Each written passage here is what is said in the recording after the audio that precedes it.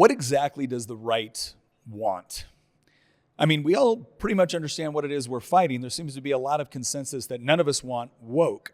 But if you actually look at what has become big tent right or right wing, there is not a lot of consensus on what the end state should look like, what it is that we should be fighting for, as opposed to what we're just fighting against. And as I've researched this and I've studied it, I've come up with these three camps that I feel like the right falls into. One camp is this idea of we just need to reset to 2005 before everything got really crazy. And if we could just do that, we'd be fine. Another camp recognizes that the problems that we experience now didn't start pre-2005. They started about 100 years ago, if not longer than that. And so there are serious reforms that we need within our Constitution, within our government structure. And even then, there's a third camp which says, nope, the entire classical liberal experiment has essentially failed, and we need to look for something else in order to build the sort of high-trust society we want to live in. Well, my guest today is someone that I've had people that I actually respect and like tell me that I should not listen to, that I should avoid.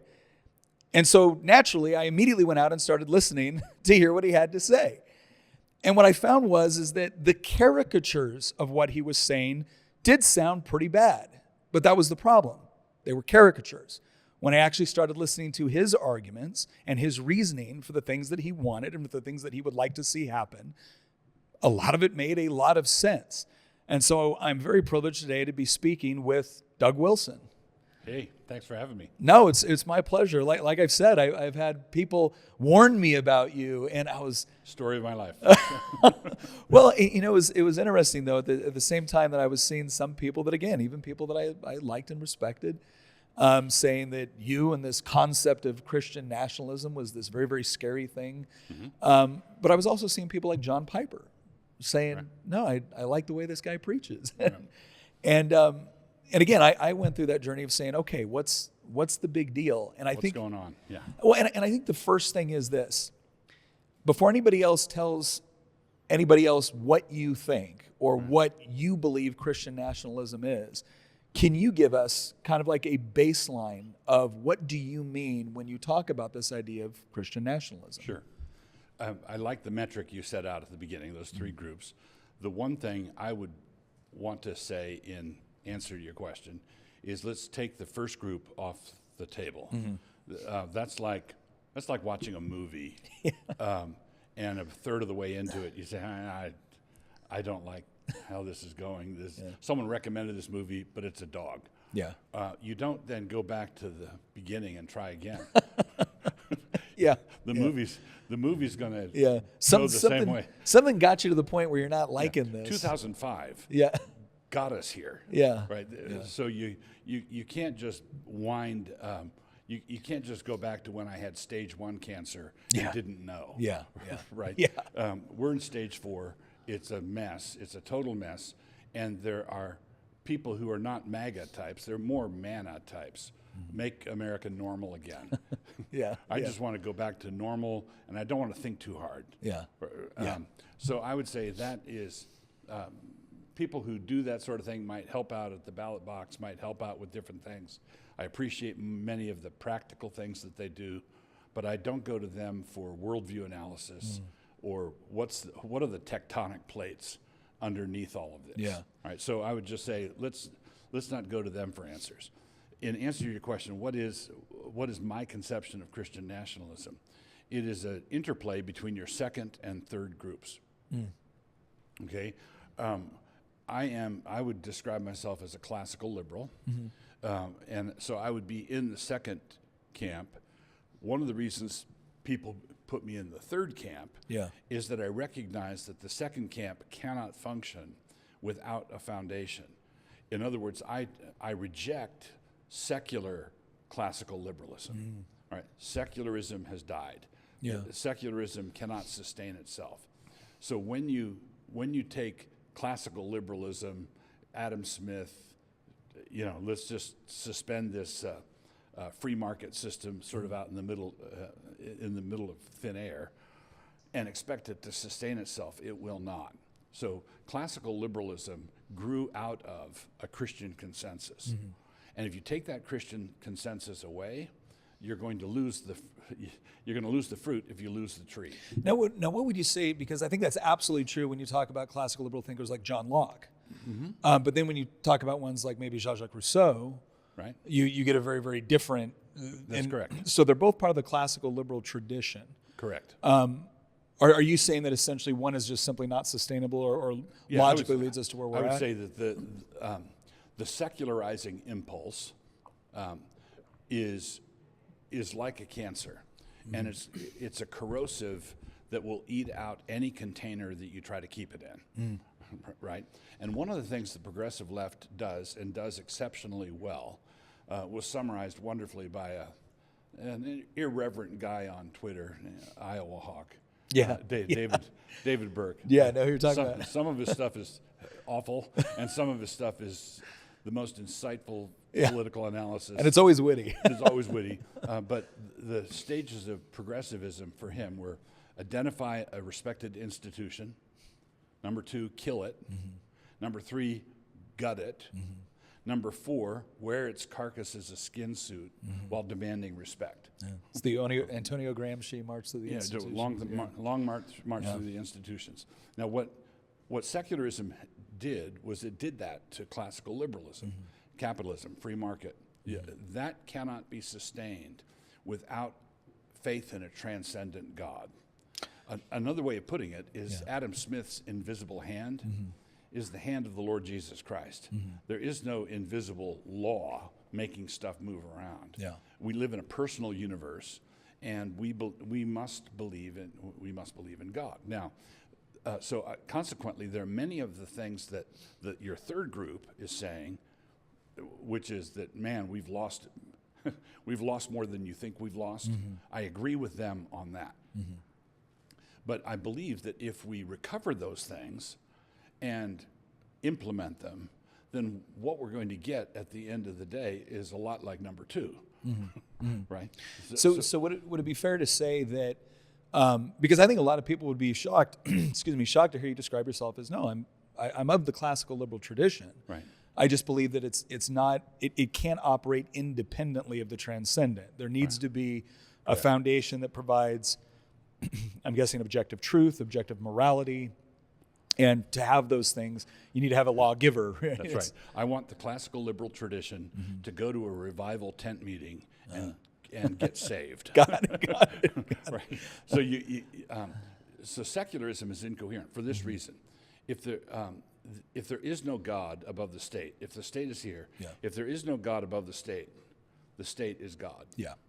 There's no other way to parse it. All right. If there is no authority over us outside the world, where Congress can't reach it, the Supreme Court can't reach it, we can't jigger with it. If there is no transcendent authority, then the ultimate authority governing our lives is down here, made up of sinners, right? Yeah. And I don't want to. If there is no God above the state becomes God, and I don't want a God headed up by Joe Biden, Kamala Harris, Nancy Pelosi, and Chuck Schumer. That's not the pantheon that I want to live under. Well, this is also when I get into discussions with people in the third category who actually want to go to like monarchy or some other sort of system that isn't classically liberal. One of the things I critique is I feel like I think there's very legitimate critiques of classical liberalism, especially when you unmoor it from anything else. It's out there, because then Marxism becomes a very logical conclusion. If this world is the best that we have, and there is no objective moral law, and we create our own reality, then we must create our own utopia. And of course, that's going to be something that probably yields because if we hold these truths to be self-evident, that all men are created equal, well then, of course, Marx concludes that, well, therefore, we should have a hyper-egalitarian state, and the only way we can achieve this is, but then I'll look back at the critique of classical liberalism and say, okay, but you can't tell we're not allowed to critique the excesses of monarchy now. Like we've seen equal problems in this state. So this begs the question then, because some people will say, okay, maybe I agree with you that classical liberalism works within a certain moral framework. I would just warn them, it's okay to agree with me. Just don't do it in public. Yeah. Ladies and gentlemen, I don't like the Federal Reserve. And I really don't like fiat currency because, quite frankly, I am tired of living in an inflation to inflation style of economy. And that is why I am getting a lot more interested in precious metals. It's also why I reached out to Lear Capital, because I appreciate the fact that they're not just trying to sell me something without actually educating me about it. In fact, Lear Capital will send you a free investor kit that includes a $4,500 gold report where you can actually learn about how you can actually own physical gold. That's right. When your government decides to debank you, the question is what do you have on hand that actually has genuine intrinsic value that has stood the test of time? Lear will set you up to actually own gold, silver, precious metals on your physical location, right there, your safety deposit box, your safe, you got it. Plus, they will also educate you on how you can actually roll it over into your 401k, into your IRA, all of that good stuff. Plus, my viewers get a special offer of up to $15,000 in bonus gold or silver with qualified purchase. Now, if you want to learn more about this, I'm going to encourage you to get started today by calling Lear at 800-707-4575. That's 800-707-4575, or visit nick4lear.com. That's Nick, the number 4lear.com. We thank him for advertising for us. Go over there, get educated, be able to protect your investments. Maybe they say, okay, Dick, I get your point. I too believe that it's objective moral law and objective truth, and and maybe they take more of a kind of a bad deist approach, like our founders. Some of, well, actually very few, but prominent founders like Franklin and Jefferson and others. That God created everything. He created a moral order. He created things that we can understand by using the scientific method and things like that. So we appreciate that. And so we got to appeal. But why does it have to be Christian? Why does it have to be Christian nationalism or even maybe Christian classical liberalism? Why does it have to be that? Okay, so as I look at my political convictions and I look at my other affiliations, my family loyalties, my heritage, all of the things there, and the fact that I'm a Christian, Augustine spoke of Ordo Amoris, the structure of your loyalties, the structure of your loves. So I'm a Christian first, okay? That's foundational. Jesus says, if you can't be my disciple if you love father or mother more than me, if you love wife or children more than me, you cannot be my disciple. So Jesus is Lord, is the fundamental Christian confession. Well, then the question is, Lord of what? Lord of the air? Yeah. No, that's the devil. The devil is the prince of the power of the air. Yeah. Jesus is the Lord of everything. Yeah. He is the Lord of heaven and earth. In Daniel 7, Jesus ascends into the heavenly places. The Ancient of Days gives him authority over every tribe, nation, language, everything.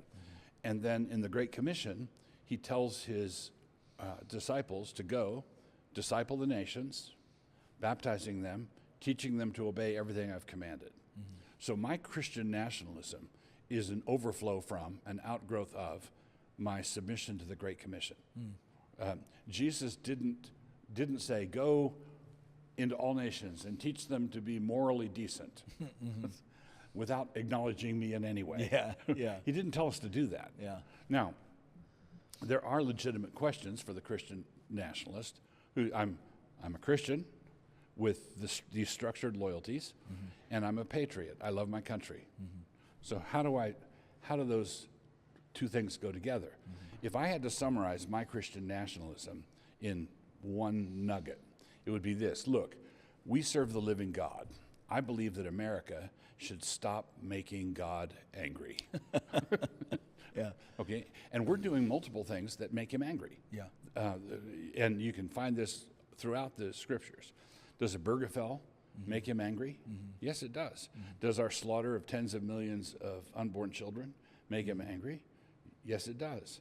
Does our abuse of wealth, our fat and sassy appropriation of wealth, like we have this American dream and we have this expectation and a sense of entitlement that if we don't have GDP growth of a certain percentage, we're being ripped off. We are insolent, ungrateful, murderous, perverted, the porn industry, and it's not just what goes on, but it's what our ruling elites approve of. Yeah. Right. So when you have people every society, it's a broken world. Every society has always had mentally ill people, demon-possessed people, people who would do, off in the corner doing their Gollum thing. Yeah. We've always had that. Yeah. Right. But our problem is that our respectable types are letting them do it. Yeah, we elevate and celebrate it. We celebrate it. Yeah. We don't know what to do. And you've got major cities saying shoplifting up to 900. Shoplifting is okay, not chargeable offense. You can deck your guy can the drag queen story hours. The problem is not the twisted people who are doing the reading. The problem is the normal people who let that happen. So I think we should stop making God angry with that kind of behavior. So I'm a Christian. So I always say that, look, what you believe about God will by necessity form the basis of your worldview. Even if you say there is no God, right?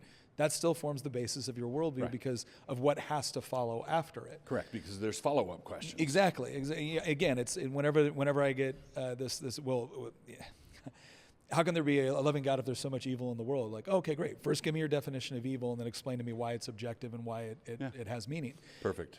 And it's problematic for them to do that because they don't have a framework that actually allows for it. They're borrowing from mine. Right. So I'm very open to this idea that if you want a classical liberal structure, and just to kind of put that in loosely defined terms, if you want a structure that elevates individual liberty, free market economics, private property, representative government, you could throw some other things in there, freedom of association, expression, et cetera. If you want a society where that can actually work, then it needs to be, the mere fact of saying these things are good presupposes that there's a standard by which we can judge whether or not they're good. And the follow-up question is going to be, by what standard? Yeah. Right. By what standard do you say that individual liberty is good? Yeah. Excuse me. And I, like you, I value individual liberty highly. That's my allegiance to the second group. But consistent with some of the third group, I'd point out that individual liberty is a religious value. It is a value that does not flow equally out of every religious system. Yeah. Right? Islam, conservative jihadist Islam, individual liberty does not flow out of that reading of the Quran. Individual liberty does not flow equally from every worldview. You can't take deism or pantheism or Christian faith or Islam. You can't line them up and say, and the First Amendment rights flow equally out of each one of those things. They clearly don't. It doesn't. Yeah. So if I want individual liberty, I want to find the soil historically in which that sort of thing grows. So that answers the question of, again, why Christian? Yes. Now here comes the difficult stuff with the practical application. Right. Because let's just say we can say, okay, so Doug Wilson's definition of this is, look, I want a generally classically liberal society. I want my government to be organized along those lines. However, there is a moral framework that it must be tied to because that's the one that it grows from. Right. And if it grew from these other ones, then classical liberalism would have produced from those other societies and cultures, and they were not. So we're not saying anything.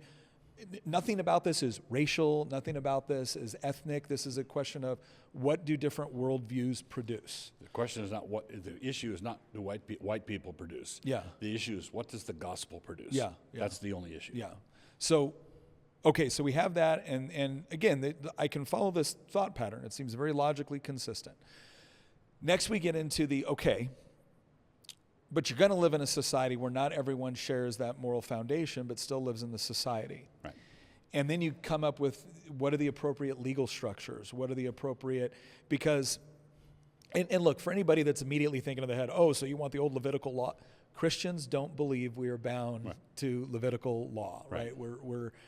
There's still the moral law Exactly. You can prohibit abortion. Yeah. Without prohibiting clam chowder. Yeah, right. exactly. Without prohibiting bacon. Right, we're not prohibiting bacon. Yeah. So but I want to answer the question without flinching. Yeah. So if someone says, why can't we? You're imposing your morality by outlawing abortion. You're imposing your morality. And I'd say exactly. That's exactly Correct. You are correct. Yeah. I'm saying that we cannot abort children because God told Moses on Mount Sinai, "Thou shalt not do that sort of thing." Yeah.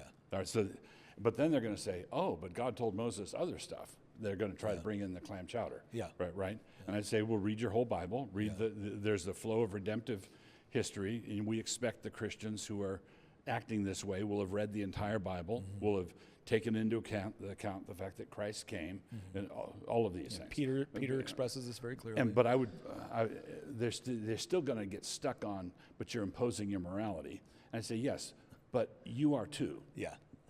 Okay.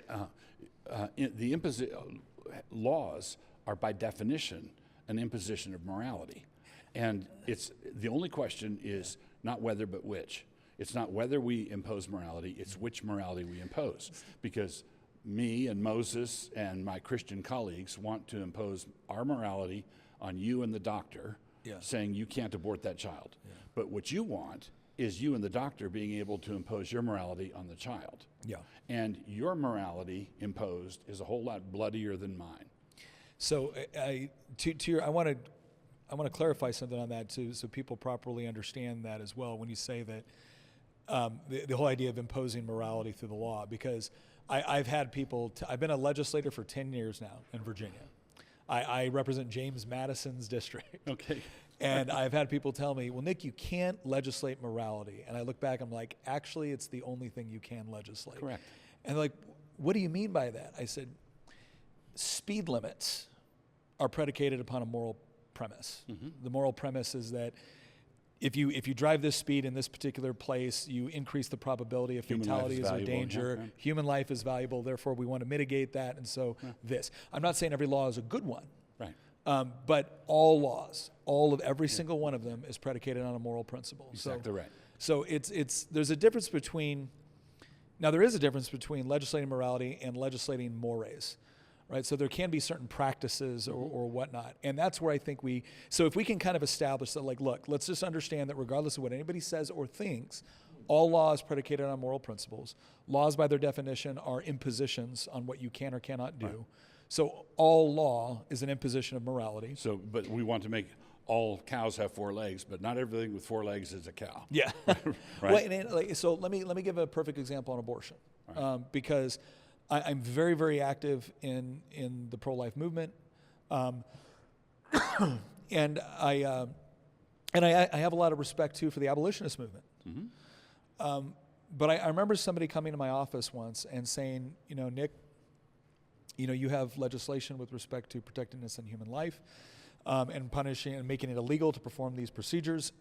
We think you need to take it a step further, and there also needs to be punishment for the people that actually seek out the procedure. So you need to punish both the supply and the demand.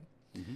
Because if we're saying that this is the destruction of innocent human life, well then surely providing that service as well as seeking out that service, there's a criminal act going on. And I said, I understand what you're saying. Like the logic flows, the logic works. I said, but can I ask you a question? I said, if I were to carry the legislation that you are asking me to carry, the question would be, is every time a woman has a miscarriage, do we have to launch a criminal investigation in order to determine whether or not she intentionally aborted the child or whether or not it was an act of nature completely beyond her control? And do we want to live in the sort of society where the government has the authority to actually engage in that? I said, the logic flows. There's a very, very serious implication and practical limitation to what we can achieve through the law. Right. So my question is that as we look at, okay, if we've acknowledged that all law is an imposition, all law is an imposition of some sort of morality, how do we draw lines between things that we might say are maybe wrong and immoral that we don't like, but we understand are maybe not the role of government to proactively enforce? So there's two things here. One is the fundamental distinction that has to be made between a sin and a crime. Okay, all law should have a moral foundation, but not everything with a moral foundation should be a law, right? I don't want covetousness police. That's the 10th of. Yeah. I don't want some sheriff pulling a J. Crew catalog out of some woman's hand saying, you were looking, you were coveting there. That's not within the capacity of the civil magistrate to deal with sin. I don't want lust police. I don't want covetousness police. I don't want people. I don't want the magistrate trying to examine our hearts and motives. Okay, that's one level. We have to maintain the distinction between a sin and a crime. Your illustration on opening an investigation for miscarriages is another one where, let's say a woman deliberately did some things to cause herself to miscarry. That would be a crime. That would be a crime in the sight of God, but we are not competent to gather up the witnesses. We ought not to charge people with capital crimes without 2 and 3 witnesses. There's some things that people are just going to get away with, which is why we as Christians have to wait for the last day. And we would make a bigger mess by trying to investigate every miscarriage. Sure. Right. We'd make a much, much bigger mess than not. So those sorts of things could be considered criminal and unjust taking of human life in principle, but it's beyond our competency to investigate. Okay. So that makes sense. So it's, I guess what I'm, and I think it makes sense from the side of, again, recognizing the practical limitations without excusing the act. Correct. And this is where I go. So for me, I've always kind of operated on this idea that there's different provinces. So like there's the province of the individual, the province of the family, the province of the church, the province of the state. And they have different rules and responsibilities and different authorities within their respected spheres. Correct. Obviously, with respect to the state, there's now almost no sphere that the state doesn't intervene or interfere on to some degree. I think one of the biggest concerns that people have when they hear Christian nationalism is this is going to be clerics debating issues of whether or not you violated a tenet of Christianity. So for instance, thou shalt not have any other gods before me. Okay, so you live in this society, but you don't go to church, or, how is that illegal now? Or do we have some sort of, and if it's illegal, then there has to be some form of punishment, right? And so I think you've answered part of it with the distinction between something that is sinful versus something that can be a crime with an illegal statute. Right, not going to church is a sin and ought not to be a crime. Yeah, right. Got it. Okay, I don't want the government regulating that. But this is the kick in the teeth, all right? One of the reasons, the people who are objecting to Christian nationalists because we're saying and doing scary things, like let's not stop making Jesus mad. Yeah. Why do you think, well, okay, that's a separate thing. But these same people want to import millions of Muslims who have no concept of this distinction between a sin and a crime, right? Yeah. So if you want clerics who are dictating behavior, if you want a bunch of weird beards telling you what you can and cannot do, then your immigration policies are on the fast track to that. What they're afraid of with Christian nationalism is an ecclesiocracy, right, with clerics running the show. Yeah. But one of the tenets of Christian nationalism is the separation of church and state. Right? Which blows their mind. Yeah. It's going to blow their mind. The separation of church and state is another distinction, another doctrine that flowed out of a Christian consensus. Yeah. So, for example, and this is a mind blower, when there's a great book called Disestablishment and Religious Dissent, which is an examination of church-state setups in all the states at the time of the adoption of between the Declaration of Independence and the Constitution. And here's the trippy thing: multiple states required that you, in order to hold public office, and in at least one case, in order to vote, you had to be a Protestant Christian. Yeah. Okay, that was the. It was just I think like Maryland and Virginia were exceptions. Yeah. Right? And then in Massachusetts, in Connecticut, and New Hampshire, they had an established state church, the Congregational Church, down into the early part of the 1800s. And then Vermont, which was the 14th state to join the Union after the Constitution, had an established state church when they came into the Union. Now, I think state churches at the state level, established churches at the state level is not a good idea either. I want separation of church and state at the state level also. My only point in bringing that up is that even if it's a bad idea, it's not an unconstitutional idea. Yes, yeah, that's right? correct. And the thing, but here's the trippy part. A number of these colonies required you to be a Protestant Christian, not just a Christian, but a Protestant Christian in order to be able to hold office. And they also simultaneously prohibited ministers from holding public office. Okay, I didn't know that. Okay, that you may not be a legislator, you may not be a state legislator if you are a clergyman. You may not. You have to be a Christian. Yeah. But you may not be an officer of What was the reasoning behind that? Was it to prevent the kind of separation of church and state, which is okay. Yeah. Right now, and this is a good example of a Christian consensus, a Christian ethos that was pervasive throughout the states, and they had a distinction where you are responsible to God, you're responsible to the government of the church, which is a distinct government from civil government. Now, we want all our civil legislators to be Christians, but we don't want any ministers because it's going to muddy up the waters.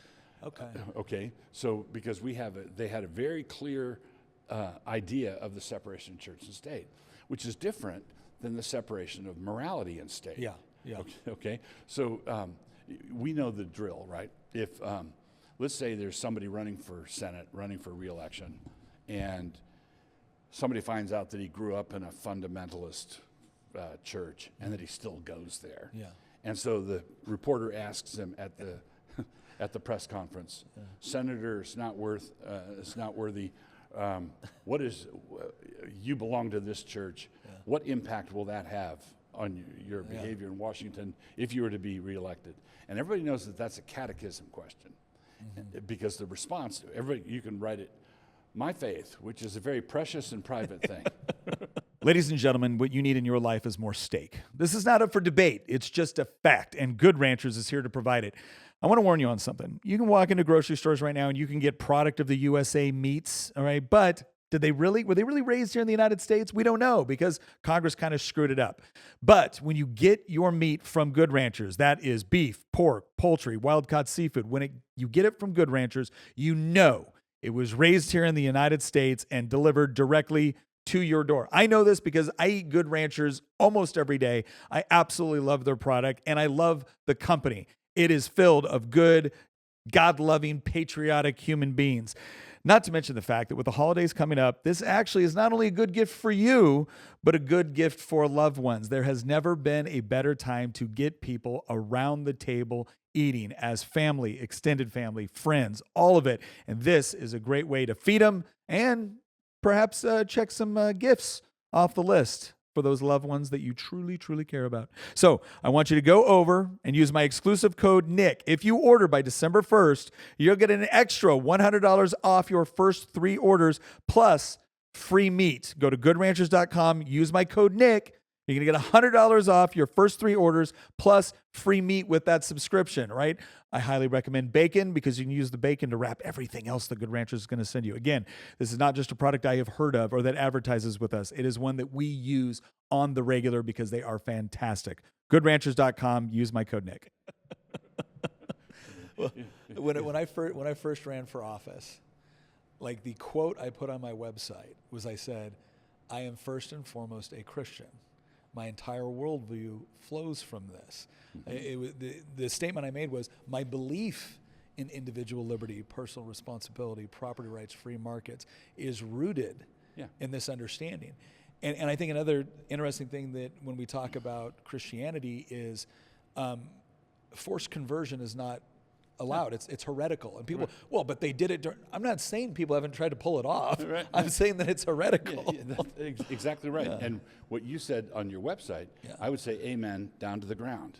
Now back to Senator Snoutworthy, Yeah. he says my faith, which is a very precious and private thing, will have no impact on my behavior while I'm in Washington, D.C., representing the good people of whatever. Yeah. And then 6 months into his term, let's say he's pulled over in a red convertible with a couple of hookers in the car and $10,000 worth of cocaine in the trunk and a couple of unregistered firearms. Yeah. And the following Monday, he has a press conference and he says, look, I promised the good people of my home state that my faith, which is a very precious and private thing to me, would have no impact on my behavior while I was in Washington, D.C., and I'm proud to say that I have kept my commitments. I've never thought of it that way. Well, what I tell people, when people saw that quote on my website, and they get on social media and they criticize me for it, and they said, well, your religion is private. I said, I'm going to tell you right now. I said, anybody tells you that the religious beliefs do not influence them in Richmond or Washington, D.C. or wherever, I said, is lying to you about one of two things. Either their religious commitments or whether or not it's influencing them. Yeah. Because if they are religious commitments, then they inform the way you think about the world. That's right. And so there is no private in the sense that it doesn't impact the way I see things or interpret reality. Right. It has to. Otherwise, it's meaningless, and I don't really belong to that faith. So it makes sense to separate church and state, because the state is a government, and church is a government. The visible church is governed in a certain way. It has officers, it has meetings, it exists in this world. We're not talking about the invisible church. We're talking about the visible church on earth. It's a government. And civil government is also a government. And it's a bowl of apples and a bowl of oranges. And you can keep them separate because they're both bowls of fruit. But separation of morality and state is a question of whether the apples are rotten. Not whether you're combining apples and oranges, but whether the apples are rancid. So if somebody says, so you could turn it around and say, so you're saying that you want absolutely no connection between morality and government? No, who wants to live under an amoral government? Right? But as soon as you say, no, I want the government to be moral, then the question, okay, great. Which morality? So let me ask you this then, because my co-host, Christian, him and I debate this a lot, because Christian is somebody that went from 5 years ago hardcore libertarian, right, to now saying the classical liberal tradition has significant flaws. right. And he would agree with everything you just said, right up to the point where it was this idea that, well, we're just going to have this separation. His claim would be impossible. Impossible. Separation of governments. It's like... well, no. What he would say is, let me reword that. He wouldn't say it's impossible to attempt it. He would say it's impossible to carry it out long term, that it will eventually move in a particular direction. Because what he would say is, yes, I love the idea of, like what you just described, I agree. The problem is that you've left out the mechanisms whereby that sort of society can actually protect itself from things like wokeism or neo-Marxism, because we had it with the founders. We had it at the founding. And we had it for 150, 200 years. Yeah. It was a pretty good run. Yeah. Well, and then, of course, one side of this will come back and be like, oh, you mean with slavery? And you mean, like, no, we're not. We didn't say perfect. We said that there were certain structures in place. And slavery was at no point ever critical to any of that structure. It was at the very beginning a contradiction to the structure. Right. But what he would say is wonderful. I love what you're saying. I agree. If we could live in a Christian society, which, by the way, we even have people like Richard Dawkins saying this now. We even have people like James Lindsay saying this now, where I might not be a Christian, but I like Christian culture because of what it produces. I love apple pie. I just hate orchards. So I want to chainsaw all the orchards. So still have apple pie. So Christian would say, that's absurd. They want Christian culture, but they don't want the things that come with it. And he would probably say that's why you need within government. He wouldn't say you need clerics or anything like that, because within government, what you actually need is stronger centralization of power within the executive branch in order to protect that kind of society. Stronger centralization within the executive branch simply puts a sign on the door saying, "Devil, attack here." Right. So this is why the American Constitution was a work of theological genius, not not just political insight, but theological genius.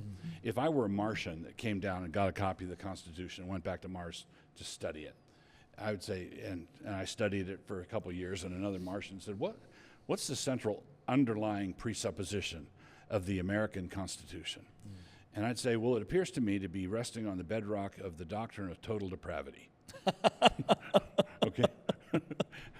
It's very reformed. Very reformed, and I think it was, because the American Constitution assumes that we must not ever trust American politicians. Okay. And C.S. Lewis says it this way. He said there's two ways to be a Democrat, a small d Democrat.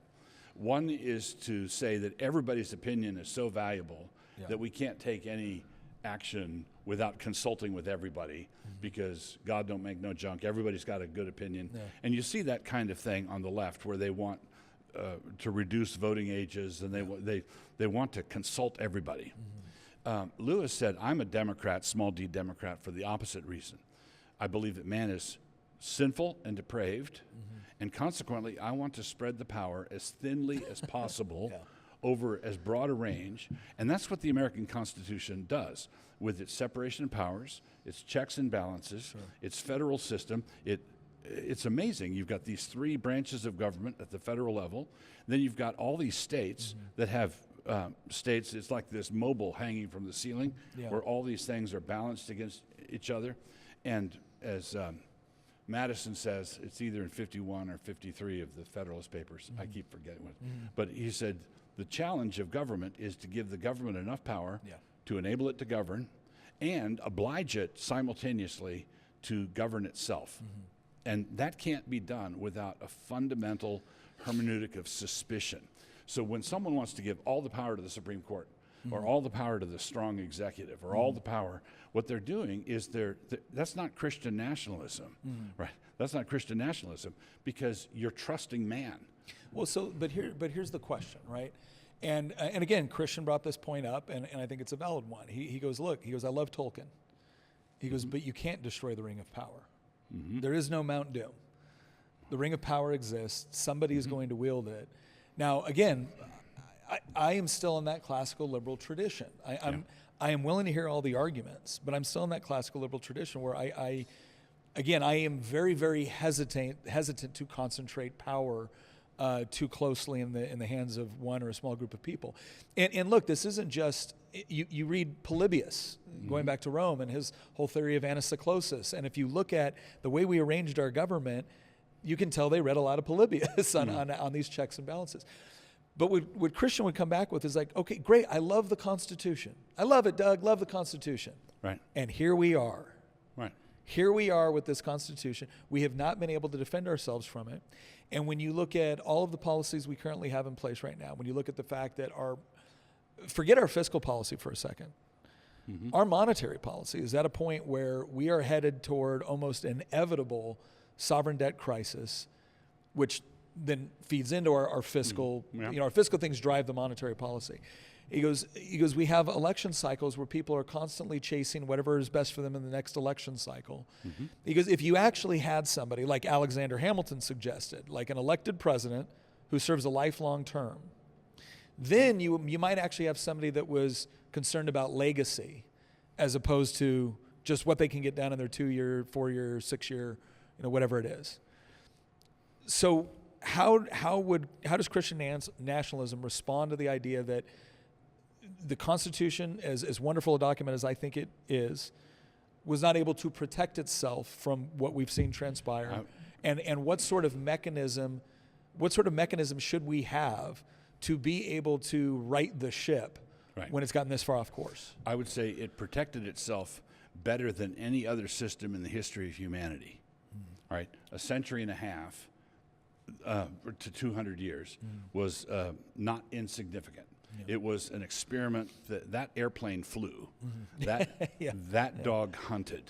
Okay. Now, we, the great-grandchildren of the founders, great-great-great-grandchildren, have not done as good a job protecting it as we ought to have done. And there are mobs at the gates. All of that is granted. It's not being protected now, right? I agree with that. But it was protected for a long time. It worked for a long time, and it worked a whole lot better than all the other systems for a long time. Now, I'm comfortable with constitutional monarchy. You know, I would have been delighted to live under Alfred the Great. Okay, he was a great king. Yeah. And it's wonderful. A nation is blessed when they have a good and wise, judicious king. But another medieval king was Vlad the Impaler. Yeah. All right. So let's contrast. So you don't want to go into the sweepstakes of who's the next ruler with a gambler's hope, right? Now, you can have good presidents and bad presidents. You can have good presidential dynasties and bad presidential dynasties. You can have good monarchies and bad monarchies. So I don't want to say that a constitutional republic is the only God-honoring way to govern a people, because our liberties grew out of English liberties, and the heritage of liberty began in England, not here, and with things like the Magna Carta and the development of common law and Alfred the Great. A lot of our rights and privileges as citizens go back to good monarchs. So I'm not casting shade on all monarchies. I'm just saying that you want to have, if we have a monarch, I want a parliament that can say no. So it's kind of like what the great Thomas Sowell always says, is that you don't have solutions, you have trade-offs. That's exactly right. In this world. That's exactly the trade-off I want to go with is the kind of the dispersion of power through a republic rather than. And I believe the dispersion of power is an essential doctrine in Protestant political theory. So let me ask you, which that would be, we're going to have a whole other podcast on that one of these days if you're willing. So then this begs the question, right? So what I think you've kind of established what you see Christian nationalism as being. I have one other question on that, and then I want to get into this next part, and that is, okay, but then how do we get back, what we once had? But before I lean into that, you said something interesting, and that is, when you look at the early state constitutions, the majority of them required some sort of commitment to Christianity, specifically Protestantism. In Christian nationalism, would that be a requirement? Would there be a requirement that in order for you to hold public office, you would have to have some sort of statement of faith or professed religious belief to legally be permitted to hold office? All right. I can answer that question two ways. Okay. Right. One is, if you're asking me about my ideal biblical republic utopia, 500 years from now, and in this utopia, would you only have would office holders be obliged to be confessing Christians? I would say yes. That's what I think the long-term goal should be, because confessing Christians steeped in Protestant political theory are going to do a far better job of protecting everybody's rights, including the non-Christians' rights, than they are doing protecting ours. Right? So atheists running the government don't know how to protect the rights of atheists or Muslims or Hindus or Christians. They're the ones who are trampling all over our rights. And this is the thing that you touched on this earlier, and I'd really want to emphasize this. C.S. Lewis, again, in another place, says, confronted with a flood, we break out the fire extinguishers. So the people who are freaked out about Christian nationalism as budding fascism, all these budding fascists want to come in here and limit the government. They want to. All the fascists they believe in property rights. Are cheering on the Doge cuts. No, that's not what fascists. That's not what fascists do. And they're going to oppress us and tyrannize us. And I'd say, look, you collectivists, you statists, you socialists, over the course of the last century or so, have killed 100 million people. 100 million people. And you're trying to scare us with images of the Spanish Inquisition. So if I take the history of Christendom, which has had some bad actors, there have been people who've done bad things in the name of Jesus, I fully grant it. And one of the worst, in my book, one of the worst was the Spanish Inquisition, right? And over the course of its history, the Spanish Inquisition killed about 2,000 people. Yeah. That's Stalin on a slow afternoon. Yeah. Okay. That's Planned Parenthood on a slow afternoon. Right. So you can't, if you want me to feel bad about the bloody record of Christian nationalism, and you're doing it as a commie, you're doing it as a socialist, as a collectivist, come on, give me a break. Yeah. This is, I don't want to hear from you guys. Yeah. You guys are the bloodthirstiest people in the history of humanity. Sure. And you're freaking out. It's just an exercise in projection.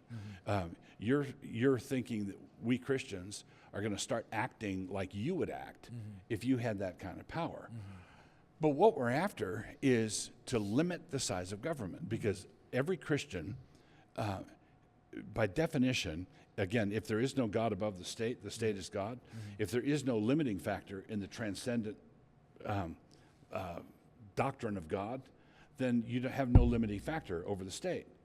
And so Orthodox Christians have to advocate for limited government, because the alternative is unlimited government, which is an attribute of deity. And I just refuse to bow down to that idol. So okay. So you said 500 years in the future, yes, of course, you'd love to have an environment where that was like a profession of faith was a component of it. But what about right here and now? Yeah, right here and now, what I would do is things like this. We are creating massive problems for ourselves on that front through our immigration policies. Okay, I would turn off the tap. I would stop importing. No, so I understand that, but I guess from the standpoint of the Christian, and maybe you're answering this, but kind of in a way I didn't expect. You're saying that right now it's not that you would impose a legal restriction of a statement of faith in order to serve in public office Today, right? I wouldn't do that. But you would. It sounds to me like what you do is you would want to mold and create the cultural conditions where it is a logical conclusion that people running for office do have a statement of that faith, right, and that people voting for people running for office take someone's faith into account. What I want today is for Christians like yourselves running for public office to be able to say unabashedly, I'm a Christian everywhere I go. Yeah. And if you've put me in the legislature, I'm going to go there as a Christian. Yeah. Right. That's what I want today. Yeah. Right. Now, well, are you going to ban this Jewish guy, or are you going to ban this Hindu guy? I would say currently, right today, we have far bigger fish to fry. Right. That's not on the agenda even at all. Now, if I get around to writing my utopia of what it ought to look like 500 years from now, I would say that we should have a Christian republic. Means it's going to be governed by Christians. That's what it means. That's what it means. But I would want a Christian republic governed by Christians to have space carved out for people who don't believe in Jesus and whose rights would be protected, rights of they'd have the right of habeas corpus, a jury trial. Non-Christians. They have freedom of speech, freedom of worship. Yeah, right. Now, I don't believe, and there are, Switzerland just recently did this in the last couple of years. This is my ideal utopia. Church bells, yes. Minarets, no. The public space belongs to Jesus. Got it. And so you can't have your call to prayer flooding the town, flooding the town. But can a Muslim businessman pray to Allah? Yeah. Is he going to be persecuted for praying to Allah? We're going to try and bind his conscience or force his? No, we're not going to. We're not going to do that. There's nothing like so when Islam comes in an area, you either convert or there's additional taxes to be paid. There's penalties for failing to convert. You're saying that what your ideal would be is a situation where the public-facing component is, no, we are a Christian nation, and we're going to own it. Right. So public display of the Ten Commandments, public display of the cross, absolutely. And we're not going to give parity in the public space. Now, that doesn't mean you can't privately own your property and set up a mosque. Now, there may be restrictions on what you can do as far as noise ordinances or whatnot. But but there would be. So that's what you're saying. So that's correct. I want to make sure that I'm properly. Going back to my immigration answer, I want to have immigration regulated in such a way that we're not dealing with this headache of 28 mosques all over the city, because we have millions of Muslims here. So if I were, my standard joke is, if I were president, and what a glorious 3 days that would be. If I were in control of Dearborn, Michigan, we wouldn't have that Muslim population there, which creates creates and exacerbates this problem of church-state relations. I find it fascinating too, because the same people that will listen to this and think, oh, so he's Islamophobic. First of all, I think it's always important to distinguish that phobia means an irrational fear or hatred for something. Right. And I always say, like, I don't have an irrational fear of Islam, but I do understand how it operates. And I think the UK right now is finding out how it operates.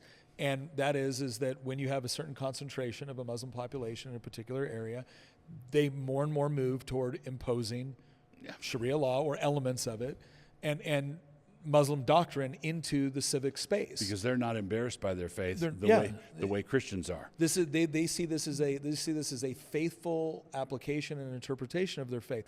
And so I think I pointed that out because, again, before we get into the whole like, oh, you're picking on this particular, what we're saying is that time and history, history and geography have shown us that when a concentration of a certain number of people reaches a critical mass, they will inevitably impose that religious belief through the civil structure. That's correct. That's a reality. If you want to live in a country where that does not happen, importing millions of people to believe it should is probably not a good idea.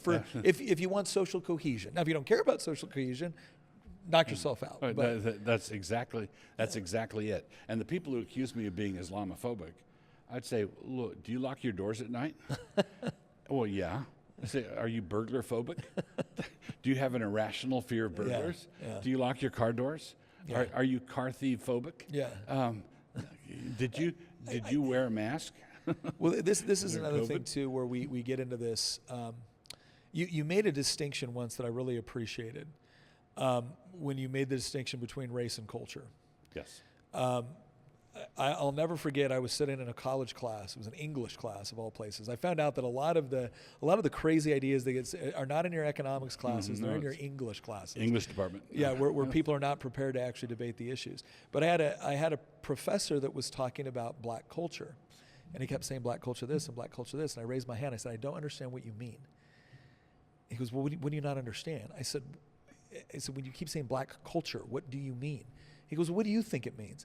I said, if we use Bell's definition and culture as society's attempt to come up with a coherent set of answers to the existential questions that you face throughout your life, I think that's a decent thing. So it's a series of coming up with various answers to address problems in order to achieve social cohesion. Yeah. He was like, okay, that's fair. He goes, so what do you not understand?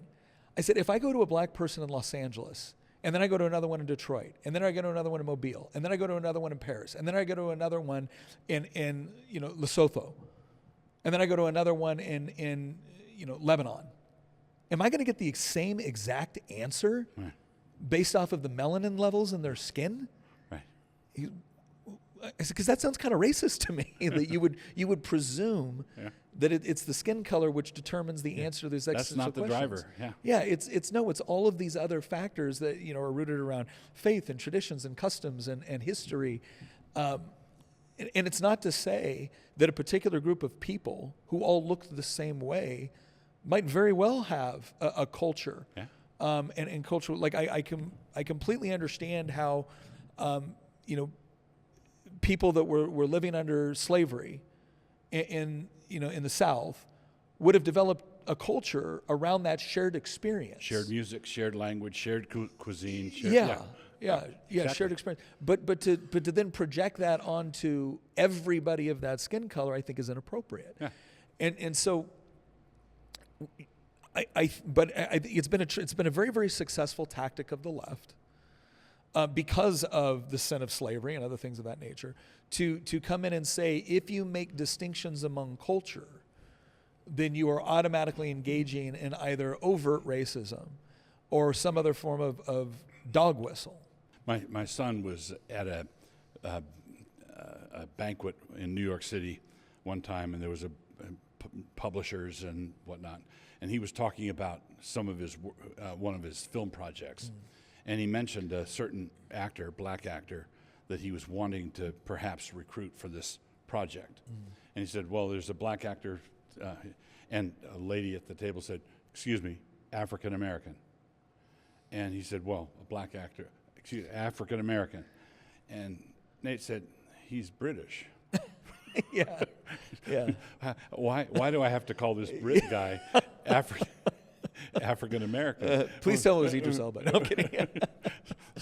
So it's like we are Americans are very, very provincial, and so by black culture, your professor meant American black, American black culture, or a particular subset. Yes. And Thomas Sowell, in a marvelous essay called "Black Rednecks and White Liberals," very interesting book. Very interesting book. Argued that basically black culture, what we call black ghetto culture, is a variant of cracker culture, which came from the north of Britain, Scots-Irish, the Scots-Irish, and what are the values for males? Well, drinking and fighting. But that was people who know something about history know that it's not as tidy as our current prejudices want it to be. So the late Andrew Breitbart said that politics is downstream from culture. And I would argue that's very true, but culture is downstream from worship. Worship is the worshiper is the driver of all this. And culture is the externalization of religion. Okay, so religion, in a widespread religious commitment among a people, is going to harden and take certain cultural forms. And it'll be seen all, the town closes down on Sundays. You don't have all the traffic. You've got certain cultural manifestations that arise out of the shared faith of all the people. So worship is the headwaters. Culture is a manifestation of that, and then that will drive your politics. And conservatives have been fighting the battle in vain because they've been trying to. When you have a plumbing problem in your house, and the washer is overflowing and the sink is overflowing, the first thing you do is you run and shut off the main. All right, and the main that we have left open is our anemic and sacrilegious and irreverent worship of God Almighty. Evangelicals all across the country worship God like it was a junior high pep rally. And it's not worship that's solemn or reverent or recognizing who God is. Properly fearful. And so consequently, going to my ultimate solution here, well, I'm a preacher. I believe that there's no way out for us apart from Reformation and revival. Unless God stirs up the church in a major way, I don't think we're going to have the kind of people that we're going to need in the public square to articulate the things that need to be articulated. Well, and just to clarify this too, so that there's absolutely zero confusion. You are arguing for, again, Christianity, and for also the culture that comes from that. And in nothing I've ever seen you say, but I just want to give you a chance to clarify.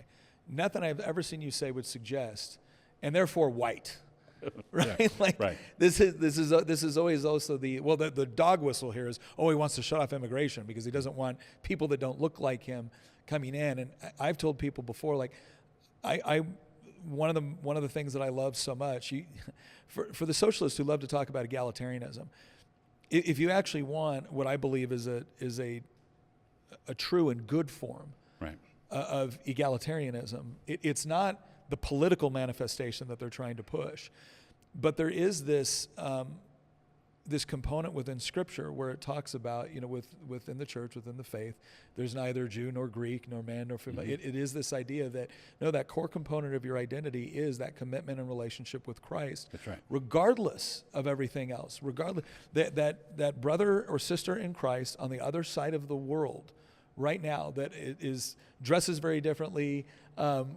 eats different things, sings different types of songs, has a different history and culture. That shared commitment to Christ gives us that equality within the faith that I think is very important. And there's a crucial distinction here. That's exactly right. My commitment to Christian nationalism and my desire to restore the American ethos, the American foundation, which is the Christian consensus, is not a dog whistle for let's make it wider. It's simply not that. And you're exactly right that I have on the foundation or the footing of religious commitments, I've got more in common with the Nigerian black guy who loves Jesus than I do with my Anglo-Saxon next-door neighbor who's an atheist. Right? I've got more in common religiously, such that I might find myself, through a series of political circumstances, hiding this black brother from my intelligence agencies staffed by white guys. Right? So I'm hiding him in my... we have a... Or he might be hiding you. he might be hiding me, more likely. So I'm hiding him like Rahab hid the spies. Right? Like I might find myself in a position of doing that. Now, some of the guys on the right who get upset who are tempted by the ethnic component, where they want it to elide into ethno-nationalism. They sometimes counter with a point that's half reasonable, and that is this guy in Nigeria who loves Jesus, but who sings differently, speaks a different language, but they all love Jesus. If I took 100,000 Christians from Nigeria and flew them over and plonked them down in a small town in East Texas, we are going to have trouble. Sure. There's going to be social cohesion issues. Because you could have a Christian and loves Jesus over there, and I could get together and we couldn't build a birdhouse together because we can't communicate. And this atheist next door neighbor, we might work at the same architecture firm and be able to design a skyscraper together, right? Because so it's not like my commonality with my Christian brother across the way trumps everything. I have to always keep in mind the order of Morris. How do I rank my loyalties? So when I'm in a Rahab hide the spies situation, I behave accordingly. My allegiance is to Christ and his gospel, and they're after my black brother from Nigeria because he was smuggling Bibles, and I'm going to hide him because they ought not to haul him in for smuggling Bibles, right? So I can want Heritage America to remain intact, right? And I don't think that we should fly in Christians of all stripes and just dump them here because you're going to have all kinds of assimilation problems. Absolutely. Right? But it's an important factor, a fundamental factor. It's not the only factor. It's not the only factor. And so consequently, if anybody who thinks that I am dog whistling for white nationalism really needs to take a look at my Twitter feed. Over 20 years ago, the very first internet controversy I got involved in, when I was first getting involved in internet stuff at all, was with the Kinnists. That was my fight with the Kinnists, and today there are a bunch of people on what I call the dank right, who are toying, sometimes more than toying, with anti-Semitism and with hostility to anybody who's not white like they are. They attack me regularly. I was part of and signed the Antioch Declaration in part for this reason. This is not a white thing. And you get some pushback too on, hey, why was this relevant to Zion? And I actually really agreed with you on this idea that I don't think it's gained a lot of power and steam, but nothing's gained a lot of power and steam until it does. And there is this important distinction that has to be made, because I've heard some people who are professing Christ, and then they will say other things of like, those two things do not coincide. And I know which ones you're more loyal to, because you get mad at me for pointing out the scriptural inconsistency with what you're saying. And again, it's where's the first commitment? Right. Because if it's just something else other than Christ, then you're not a Christian. You're whatever that thing is that you're doing, and now you're using Christ as a mechanism, or you're attempting to use it as a mechanism. There's a related subject here. There's a doctrine floating around on the right of no enemies to the right, or no enemies on the right. Yeah. And if I declare beforehand, I will have no enemies on the right, Yeah. all I'm doing is telling the devil to attack me from the right. Yeah. Right? I'm just saying, I'm going to leave this flank undefended. Somebody asked you once, like, what you thought of that. I remember your response was, does God have enemies on the right? It's because if he does, then so do I. That's exactly right. Yeah. But there's an important point that the people who first formulated that doctrine, no enemies on the right, they've got a point up to a point. And that is, I am fully on board with no enemies to the right just because the left demands it. Yeah. Right? If something happens and the left I start getting phone calls saying, are you going to denounce what Schwartz over there said? Yeah. I'm going to say, well, I'm not going to denounce anything just because you guys set your hair on fire, because you want me to denounce him for saying things that you guys accused me of saying 3 weeks ago. So the demands for apologies are a central weapon. Yeah. We have weaponized demands for apologies. Yeah. So I'm not going to denounce anybody on the right simply because someone on the left wants me to. I was in one of these situations with somebody I really respect, and they were bringing up an example. And it was an example I agreed with, because I talk a lot about masculinity and what does it mean to be a good man, a strong man. And again, I'm informed through Scripture on how I try to come up with that template. And they were bringing up a prominent person in the masculine space that believes something very differently from me. And I had some people upset because they wanted me to come out and really, I said, look, if you look at anything I say on this topic, it's very clear where I stand and very clear where that contradicts with what he believes. I said, but part of the reason why they're trying to get us constantly fighting one another is because they can't beat either of us. Right. They need us to beat each other. Yeah, very good. I said, so we're going to have that fight is going to take place, but I'm also going to prioritize my fights. Right. And I'm certainly not going to take my strategy cues from the side that's trying to destroy me. Right? So, well, let's kind of end it with this last question. Okay. So if the solution is not going back, 15 years and just like before we got woke, right? Right. And the solution is not greater centralization of the power or some sort of like strong man that can kind of come in and right the ship, right?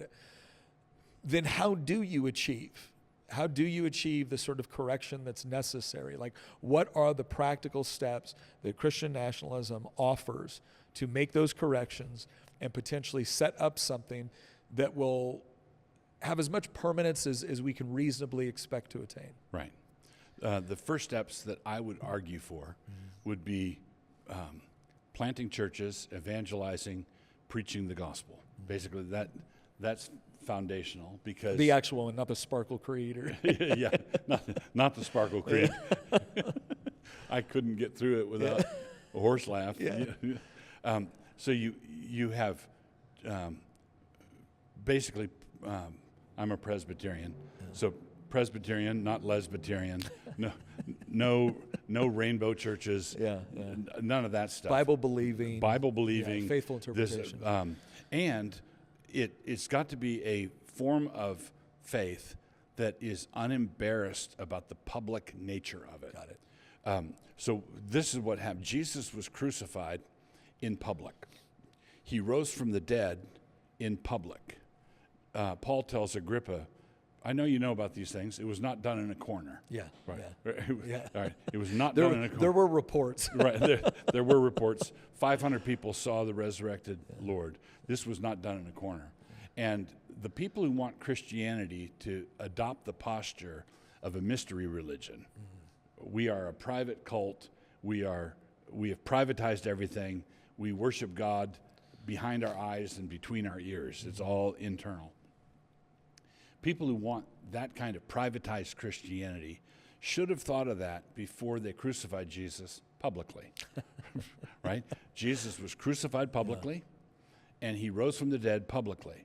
And one of my fundamental theological convictions is if a man was crucified and he rose from the dead 3 days later in a body never to die again, whatever else we can say about that man, we can say this: he owns the world.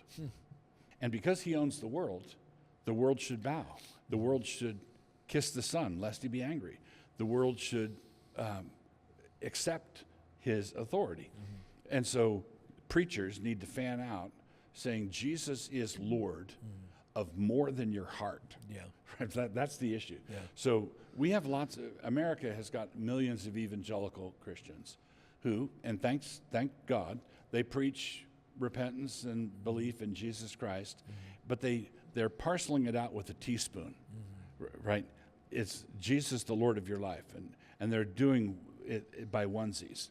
But there's a difference between, and they're doing American evangelism, where they want Jesus to be elected president, and so they're canvassing for votes, and they're going door to door. If we get enough people to sign up with Jesus, then we can have a groundswell and we can elect him president. Yeah. And the message I think that preachers need to declare is, no, it's very different. Jesus was crowned king 2,000 years ago. He rose from the dead, ascended into heaven, came to the Ancient of Days, and in Daniel 7, 13 and 14, he was given universal dominion over every language, nation, tribe, tongue, everything. The whole shebang is his. And because he was crowned king 2,000 years ago, our message is not canvassing people to get votes for Jesus for president.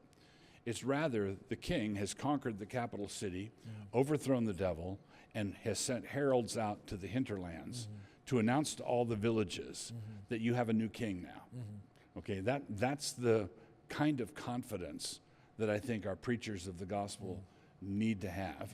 And that's tied in with things like eschatology. That's tied in with things like what your doctrine of worship is. There are a bunch of related topics, but that's the fundamental orientation that we need to have. So step one is proper evangelism. Step one is proper evangelism and church planting. And in a culture like ours, as far gone as ours, the pulpit needs to be the pulpit needs to become a place where it takes courage to occupy. Got it. And up to this point, the pulpit is not a place that the most people had to worry about was butterflies on public speaking. But when a man goes to preach, he needs to recognize that he's challenging principalities and powers. And they know how to fight back. They know how to smear you. They know how to come after you. They know how to lie about you. And you have to say, I'm impervious to that. Aren't you afraid of what they're going to do to your reputation? You say, no. If my enemies knew about me if they knew half of what God knows about me, I'd really be in trouble.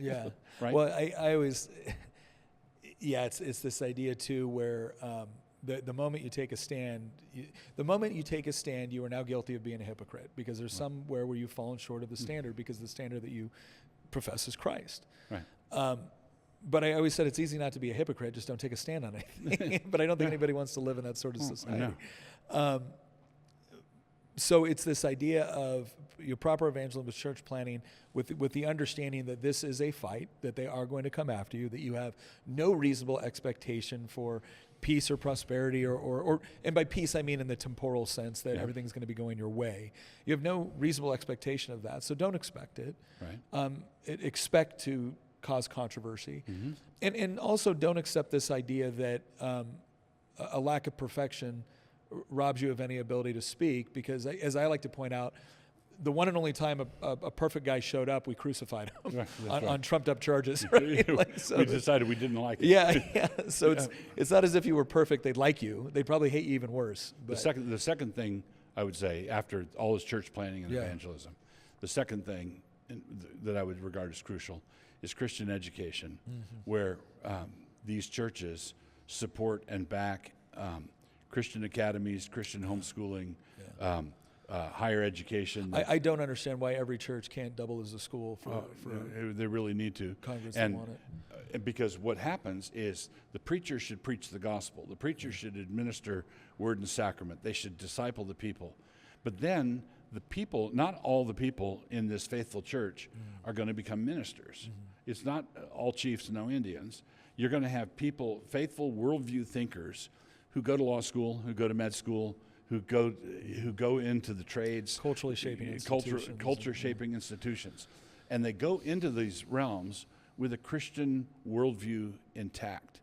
And so consequently, when you take a stand in the legislature, and people come out of the woodwork supporting you, and at some point you say, "Where'd you go to school? Where did you learn this stuff?" Well, that's the kind of thing that we need to recover. I would say worship in the first instance, evangelism and worship in the first instance, and in the second instance, teaching parents their covenant responsibilities to bring their children up in the nurture and admonition of the Lord, which requires them to be instructed on how to love the Lord your God with all your heart, soul, brains, and strength. Basically, it's when these two things are done appropriately, the political kind of takes care of itself? Yeah. The landscape will change. Yeah. Not that I would quote Vladimir Lenin appropriately with affection every time, but he once said, "What you need is a committed 5%." Yeah. And I believe that I don't believe that it's necessary for us to get 75% of the American population all checked out and everything. I think committed cadre of Christians who are unembarrassed about their faith will have a big impact on a lot of normie Americans. Sure. Who, okay, that may, I used to think you were a crazy radical, but then the world went nuts in 2020. Yeah. And all of a sudden, the things you're saying sound a lot more reasonable to me now. That's been true of a lot of things. So I guess to circle back to the beginning, we talked about those three categories. And right off the bat, category one was it's the guys that, if we just reset to 2005, we're fine. Just make it stop. Category two is classical liberalism. We like our Constitution, but we need some significant reforms. And that third was kind of that traditionalist, the classical liberal tradition has failed. We need to start looking at other ways of governance, though, some monarchy, some other things. Yeah. It's a vast category. From what I'm hearing today, you would put what you're describing, the brand of Christian nationalism that you advocate for, would fit very neatly into that second category. Correct. But your what we might call your sympathies for the third category is that, yes, there does have to be a centralized power, authority, and whatnot, but that's God, not a man. Correct. And the end result is what it is classical liberalism, the way we've kind of appreciated it in the American or the Anglo tradition, exists and functions when it's built on a foundation of authentic Christianity. Correct. When I'm talking to the category 3 guys, I would say many of your criticisms of classical liberalism have genuine weight. Yeah. I respect what you're saying. You're punching holes, but I think that can be addressed by coming back to classical liberalism, but bring Jesus with you. Where can people find out more about you, about what you talk? You guys also have a lot of literature. You put out a lot of books that you guys have written on this. Where can people find out more if they're interested? So we configured my blog, which is Blog and Mayblog, and the address is dougwills.com.